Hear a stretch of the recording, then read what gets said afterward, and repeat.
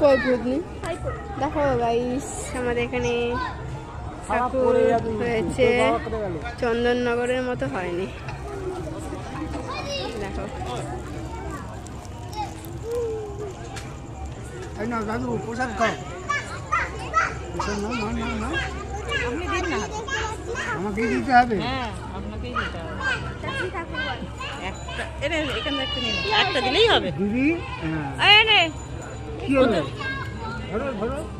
প্রসাদ খেতে হয়, প্রসাদ না খেলে এখানে প্রসাদ দিচ্ছে, আমি এইটুকুনি ভেঙেছি। দেখো জগন্নাথ ঠাকুর